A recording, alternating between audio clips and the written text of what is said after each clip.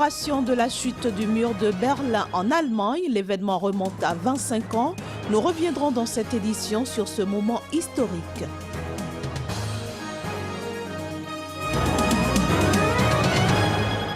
Des lycéens en grève à Paris pour la deuxième journée consécutive. Ils protestent contre la mort de l'écologiste Rémi Fraisse.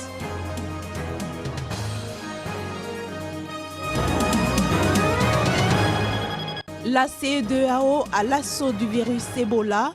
Elle a lancé un fonds régional de solidarité pour venir en aide aux pays touchés.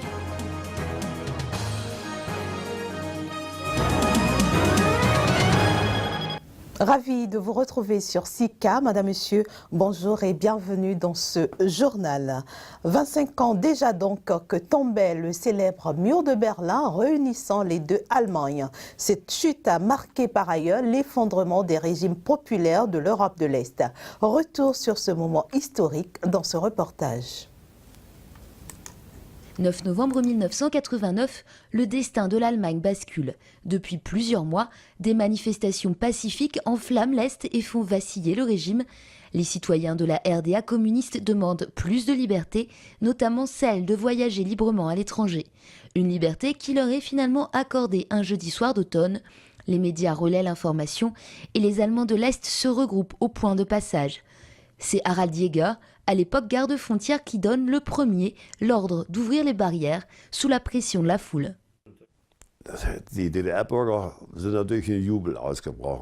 Bien sûr, les Allemands de l'Est ont chanté victoire. Je n'avais jamais vu une telle euphorie. Mais pour nous, c'était surtout notre monde qui s'écroulait. C'est la chute du mur de Berlin. Un mur qui divisait le pays et les familles depuis 1961, gardé tout au long de ses 160 km. 136 personnes y ont perdu la vie en essayant de le franchir. Pendant le week-end, ils seront 3 millions à visiter l'Allemagne de l'Ouest. Peu après, c'est la réouverture de la porte de Brandebourg et la République démocratique allemande élit pour la dernière fois son gouvernement. L'ouverture de la porte de Brandebourg démontre à tous que nous avons les meilleures intentions possibles pour favoriser les contacts humains. Prenez-la comme une preuve de la bonne volonté de mon gouvernement au service d'un projet humaniste. Un gouvernement qui ne restera que quelques mois au pouvoir. La chute du mur a précipité l'écroulement du communisme de Berlin à Moscou.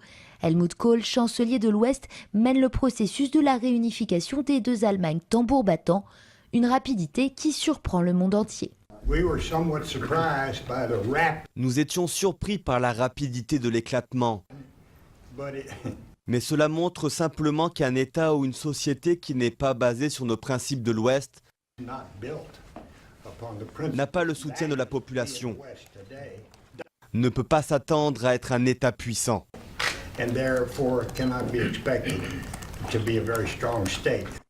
Aujourd'hui, le mur de Berlin est une pièce de musée qui fait le bonheur des touristes et l'Allemagne est devenue la 4e puissance économique mondiale. À l'image de sa chancelière, grandie à l'Est, est devenue incontournable dans le jeu politique mondial. De New York à Londres, en passant par Paris ou Madrid, des morceaux du mur de Berlin, généralement bariolés, sont éparpillés dans le monde entier. 25 ans après la chute, ces morceaux sont considérés comme des symboles de liberté. Quand le mur de Berlin est tombé le 9 novembre 1989, personne ne voulait en conserver des morceaux, symbole maudit de l'histoire.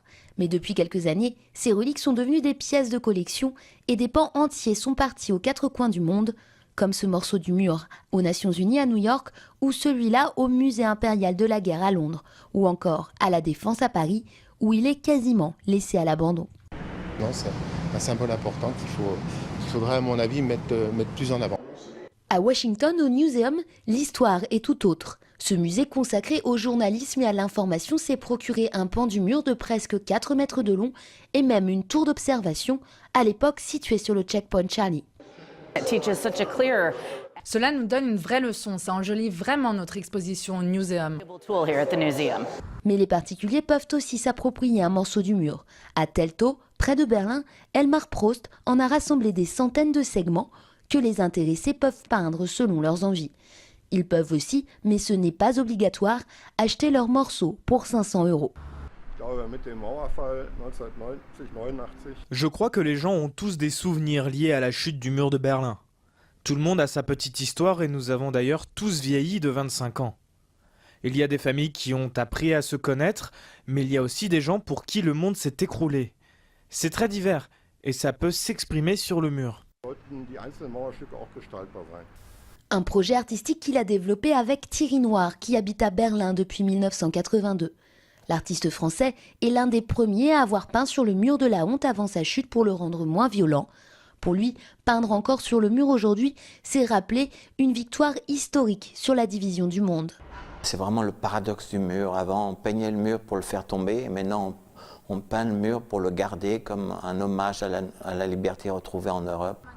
En tout, ce sont 217 morceaux du mur qui sont partis de Teltow pour rejoindre le jardin d'un particulier, une place ou une vitrine de musée. En France, plus d'une centaine de lycéens ont manifesté vendredi dans les rues de Paris après avoir perturbé l'accès de leur lycée. C'est pour la deuxième journée d'affilée que ces élèves manifestent. Le but est de protester contre la mort de Rémi Fraisse, jeune militant écologiste tué dans le pays.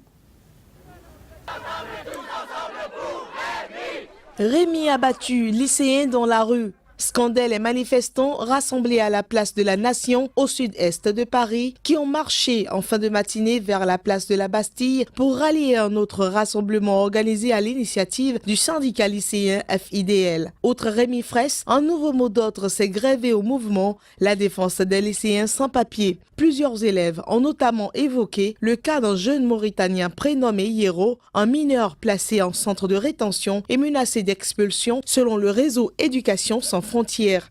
Plusieurs manifestants ont notamment rappelé leur mobilisation lors de l'affaire Leonarda, la jeune Rome kosovare dont l'expulsion l'an dernier avait fait descendre dans la rue des milliers de lycéens.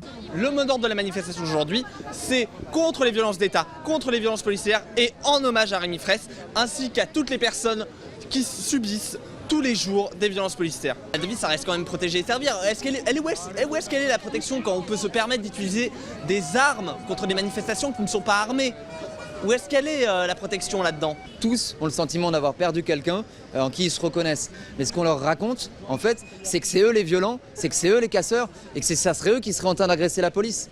Vous voyez, on est sur un autre monde en fait. Évidemment, il y a le cas de Rémi qui est impardonnable, c'est pour ça qu'on les lycéens sont mobilisés notamment hier. Mais de manière plus générale, c'est aussi un ras-le-bol du mépris qu'affiche le gouvernement vers la jeunesse. Cette deuxième journée consécutive d'appel au blocage sous la pluie semble avoir moins mobilisé que la veille, au cours de laquelle 29 établissements avaient été touchés, dont 15 totalement bloqués selon une source policière. La ministre de l'Éducation nationale, Najat Vallaud-Belkacem, dit comprendre l'émotion sincère qui est la leur face à cette tragédie, tout en appelant au calme. De la France, rendons-nous au Mexique. Le président Enrique Peña Nieto, confronté dans son pays à une grave crise créée par la disparition de 43 étudiants depuis fin septembre 2014, a dû écourter une tournée prévue en Chine et en Australie. La mobilisation au sein de la population ne faiblit pas. Elle réclame le retour des disparus. Quelques 250 étudiants ont symboliquement fermé jeudi le siège du ministère public à Mexico pour demander le retour en vie des 43 étudiants disparus à Iguala depuis plus d'un mois. Alors que le président avait prévu initialement un déplacement du 7 au 17 novembre, cette visite se déroulera finalement du 9 au 15 novembre selon le Sénat mexicain. Jeudi, l'ONG Human Rights Watch a estimé que la situation des droits de l'homme au Mexique était critique. La règle au Mexique, l'impunité et le cas d'Iguala est d'une gravité extrême, mais c'est le symptôme de la crise profonde que connaît le Mexique en matière de droits de l'homme, a dit lors d'une conférence de presse le directeur de cette ONG pour les Amériques. Il a regretté la réaction tardive du gouvernement mexicain devant la disparition des étudiants. L'ONG internationale basée à New York a également dénoncé que les autorités judiciaires fédérales n'aient pris en main l'enquête que 9 jours après les attaques contre les étudiants de l'école normale d'Ayotzinapa. Mercredi, des dizaines de milliers de manifestants avaient défilé à Mexico pour exiger du gouvernement un dénouement rapide de l'affaire qui prend la tournure d'une crise de confiance envers le président Enrique Peña Nieto.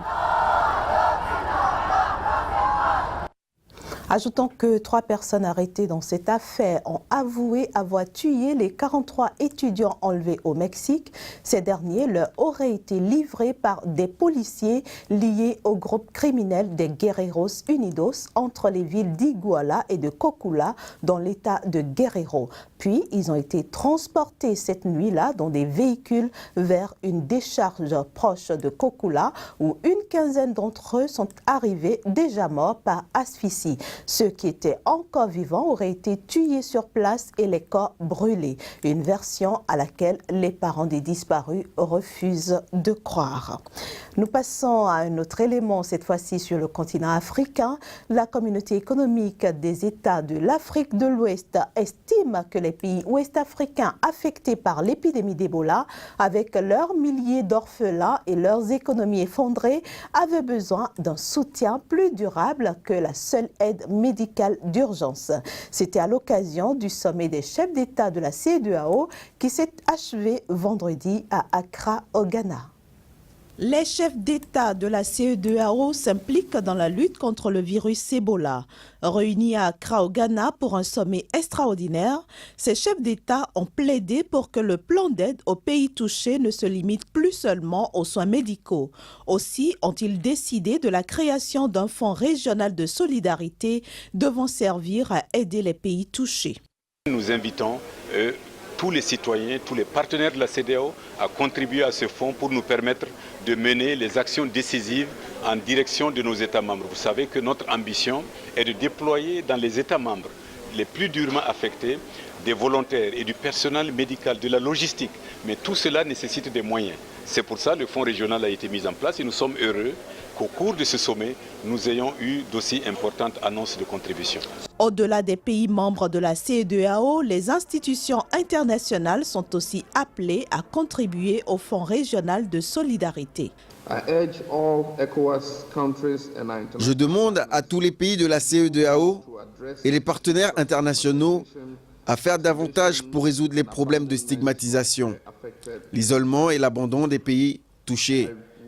Je tiens à renouveler notre soutien et notre solidarité à nos États voisins membres de la CEDEAO et à les encourager dans leur effort à surmonter cette maladie. Plus de 13 000 cas d'Ebola, dont près de 5 000 décès, ont été officiellement répertoriés depuis le début de l'épidémie en Afrique de l'Ouest en décembre 2013.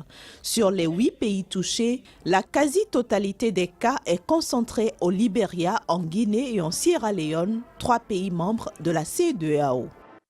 Voilà, mesdames, messieurs, ce sera tout pour cette édition que j'ai eu du plaisir à vous présenter. Très bon week-end à toutes et à tous en compagnie des programmes de SICA TV. Au revoir.